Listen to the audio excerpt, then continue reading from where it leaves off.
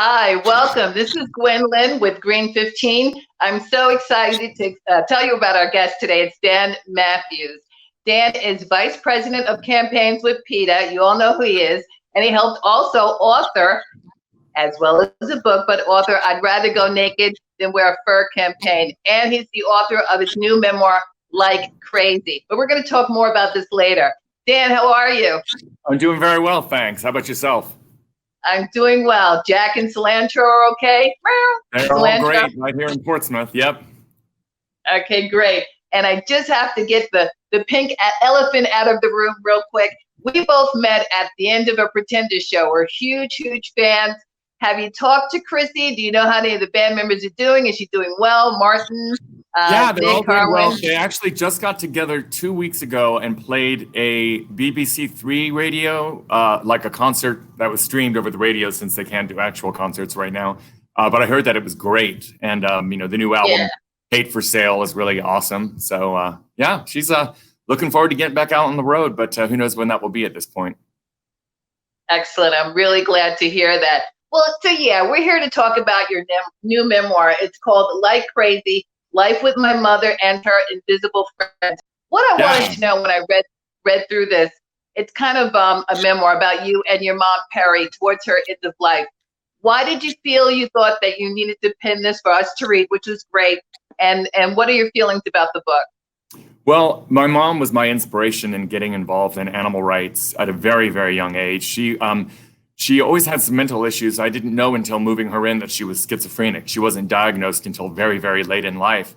But although she had problems maintaining relationships with humans, she always had a very deep rapport with animals. And that is a bond that I learned at the earliest age. And so I really connected with whether it was cats in the neighborhood that were abused by kids, or just disavowing fishing when I was a kid and becoming a vegetarian and then vegan. And it was, I was able to see how her mania actually helped guide my career in a sense. But because she was always so much there in the forefront for me for animal rights and all social justice issues, when she was gassed marching against the KKK, she just, she had a lot of problems. And I felt like I owe her so much that when it was in her later years, I felt it was my obligation to kind of move her in and look after her for her last years, not having any idea that I was moving in a whole lot of imaginary friends at the same time, because she was schizophrenic. But she had such a strong wit. She covered her tracks for so many years because she didn't want to end up lobotomized or put into a psych ward where she would spend the rest of her life. It's not a very pleasant picture in our history, the way we've treated those with mental illness. But things have come a long way now, and the minimal amount of drugs made the voices disappear. And so her last year was very peaceful. And because she was such a peaceful person, most people think of schizophrenics when it comes to like a crime show and violence and drugs and booze or whatever. My mother was not any of those things. And so I thought it was really there needed to be a positive portrayal to show somebody who somehow got through this, and also brings up the responsibilities that we have to our parents or not. I did this because she had looked after all of my friends when they were dying of AIDS and didn't have their own parents to rely on for support. So that's what the book is kind of about. I'm not that big of a family person, but this was my moment to step up to the plate, and I did. And I think it's a good story to share, especially now that so many of us are living in multi-generational homes again, whether it's from lockdown. I live with my mom. I'm taking over her office. She's like, I had to explain it to her, but yeah, it's the same with me. And my friends tell me, the things to look out for as she gets a little older. I mean, thank God my mom is still doing pretty good, but I totally related to the book. Oh, great. Glad to hear that. And I'm glad she's doing good. One thing that I wanted to know when it comes to your mom, Perry, that was your name. Do you consider her to be a weary survivor or a weary warrior? I know what I think. I think that she was definitely a weary warrior. Yeah, when it came to the skits, she was a survivor of that, a weary survivor. But she was always very much a warrior on social issues. And, I'll tell you like how it happened. I didn't meet a black person until 6th grade. We grew up in Orange County, California, in the kind of trashy area of it, but still it was a very, very white conservative county. And I remember when I started at 6th grade, I started getting gay bashed right away. And there was a school dance. And I told my mom about it and that I didn't want to have anything to do with it. But I had mentioned to her that there was a black girl that started school. Her name was Alexa Nixon, oddly enough. And my mom said, well, you have to go to the dance because there's a lot of bastards that are around here who will not be welcoming. So I don't care if you leave right afterward, but you're going to the dance and you're asking her to dance so that she's made to feel welcome, at least on our, by us. And I thought that was a really, really, I was kind of miserable about it at the time, but I went through it and did it. And it just, when you're in 6th grade, those things resonate a lot with you. And so that gives her character a lot. Definitely a learning moment. And also one thing that stands out in your book, you talked a little bit about Southern hospitality. And I just have to paraphrase. You and Jack, who's now your husband, went to a hotel, I guess it was in the South.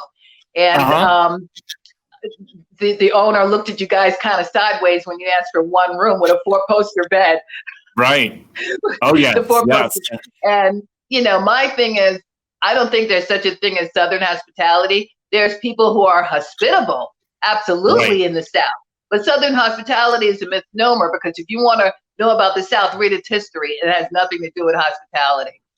Right. Well, it was an interesting arc that this, the 5 years that the book takes place over because, at that time it was in Hannibal, Missouri, and Missouri had just become the first state to put a constitutional amendment banning gay marriage. And it passed with such overwhelming support that people started going back in the closet. It was a really, really, really, dangerous, devastating time. Luckily, of course, those bills started being overturned one by one. And at the end of the book, Jack and I get married in the lead up to the Supreme Court clearing the way to make it official forever. And so for gay rights as well, there's an interesting arc in the book of how things were and how things changed really quickly. Absolutely. I'm sorry. I thought it was in the South, in Missouri. Just going a little bit back to the animals. There's one section in your book where you bring up Mark Twain. And if I can read this, you said, Twain's passion for animals came about exactly as mine would more than a century later. His mother took in stray cats. And my thing is, if you can be kind to animals and respectful to animals, you can be kind to humans.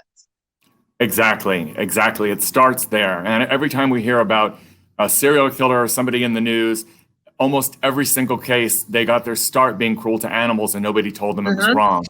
And so that's one of the reasons PETA is very, very aggressive in making sure people are wherever they are in the country that do despicable things to animals are charged with it. And a big deal is made out of it so that people know you cannot do those things.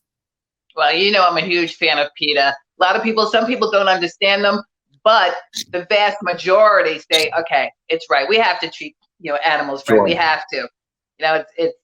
It's just we have to. And you can help me work on my vegan transformation. Yeah, it's getting so mainstream now. It's really a thrill. I mean, I just passed my 35th anniversary at PETA in July. Oh, congratulations. Thanks. I was 20 when I started here. And so it's been interesting. I joined when Ronald Reagan was president, and people thought a vegan was somebody from Las Vegas back then. They had no idea.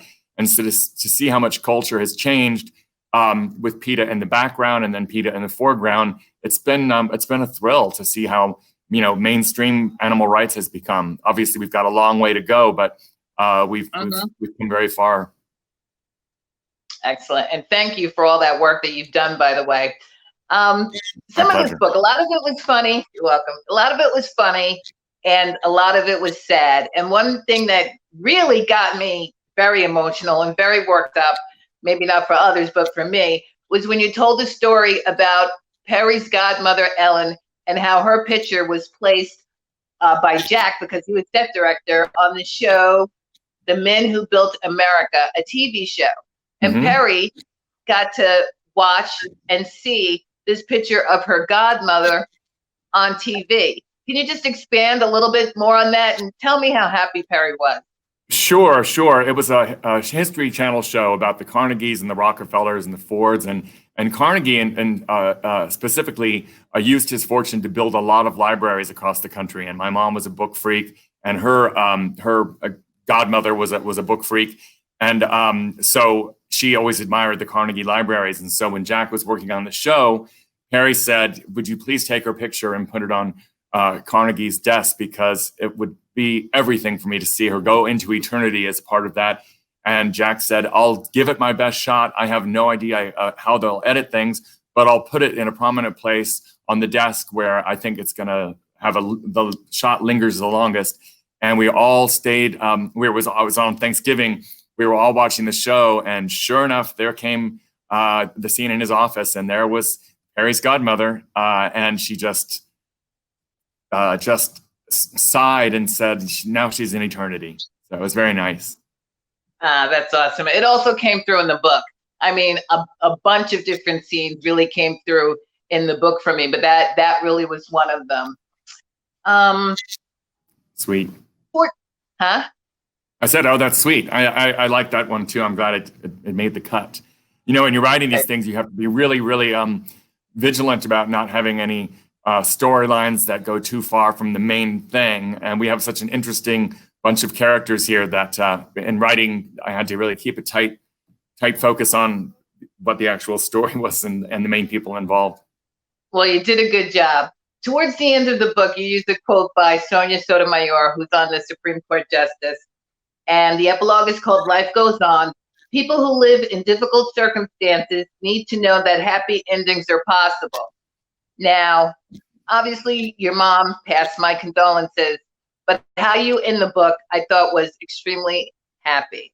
And you've written an addition to the book. Is there another ending chapter? There is. The audiobook had some glitch. Well, we all know about audiovisual glitches, but there was a chapter that was in the regular book that didn't appear on the audiobook for reason of a glitch, but they have restored it there now. So. Okay, good. I thought there was another ending chapter. I'm like, oh my goodness, I have to get the audiobook. No. Since you read the actual book, you got it. That's fantastic. That's fantastic.